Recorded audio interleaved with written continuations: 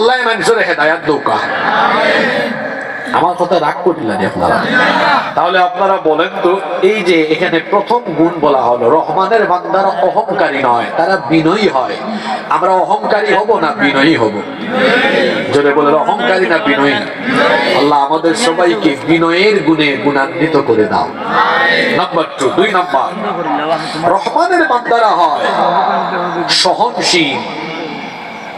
তারা মন্দের জবাব মন্দ দিয়ে দেয় না, তারা মন্দের জবাব ভালো দিয়ে দেয়। সুবহানাল্লাহ কইতা না আপনারা?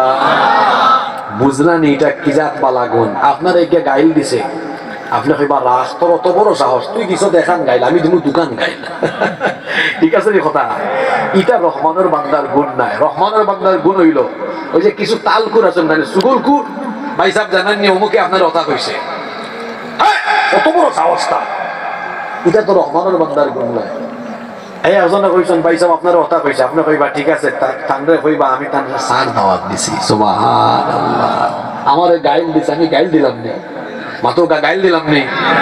আল্লাহর রাসূল রে কাফির হলে অত গালি গালাজ করছেন, তুচ্ছ তাচ্ছিল্য করছেন, পাগল হইছেন, মজনুন, শাইর কবি হইছেন, কাহিন গণক হইছেন, সাহির জাদুকর হইছেন। আল্লাহর রাসূলে কি ফিরাইয়া কোনদিন কোন কাফির রে গালি দিছেন? মাতুন না কেন আপনারা? দিছেন নি? সুবহানাল্লাহ। এই আদর্শ আমরার ভিতরে আনতাম না। আমারে কেউ গালি দিব, আমি গালির জবাবে গালি দিতাম না। আমারে কেউ বাদ কথা কইব, আমিও তাল্লা খান বাদ হইতাম না।